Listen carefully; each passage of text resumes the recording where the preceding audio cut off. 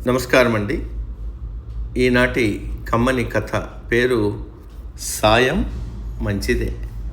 వినిపిస్తున్నది మీ విజయభాస్కర్. విజయుడు అజేయుడు అనే యువరాజులు ఇద్దరు ఆశ్రమంలో గురువుగారి వద్ద విద్యాభ్యాసం పూర్తి చేశారు.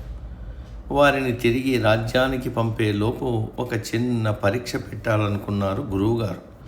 ఇద్దరిని పిలిపించి, నాయన, మన ఆశ్రమానికి 70 క్రోసుల దూరంలో కొన్ని ఆటవిక జాతుల వారి గుహలున్నాయి. వాటిలో అమూల్యమైన మరకతమని ఉంది. దాన్ని ఎవరు తొందరగా తీసుకొస్తారో వారే ఈ పరీక్షలో విజేత అని చెప్పారు. దానితో యువరాజులు ఇద్దరు గుహలను వెతుక్కుంటూ బయలుదేరారు. దారిలో వారికి ఒక వ్యక్తి తీవ్ర గాయాలతో కనిపించాడు. ఆగితే ఆలస్యమైపోతుందని అజేయుడు ముందుకు వెళ్ళిపోయాడు. కానీ విజయుడు మాత్రం ఆగి అతడికి సపర్యలు చేసి ఎవరో ఏంటో కనుక్కున్నాడు. కాస్త స్థిమితపడి ఆ వ్యక్తి వెళ్ళిపోయాక విజయుడు మళ్ళీ బయలుదేరాడు. కొంత దూరం వెళ్ళాక అతడికి అజేయుడు ఆటవిక తెగల చేతిలో బందీగా కనిపించాడు.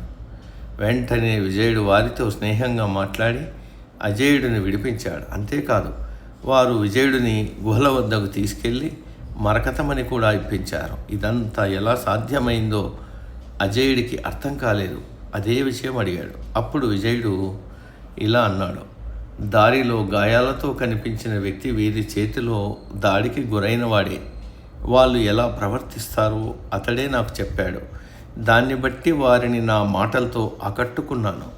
వాళ్ళ ద్వారానే మణిని కూడా సంపాదించాను అని చెప్పాడు. పక్కవారికి సహాయం చేస్తే అది మనకు మంచిదే అన్న విషయం అప్పుడే అజేయుడికి అర్థమైంది. సమాప్తం. సర్వే జన సుఖినో భవంతు.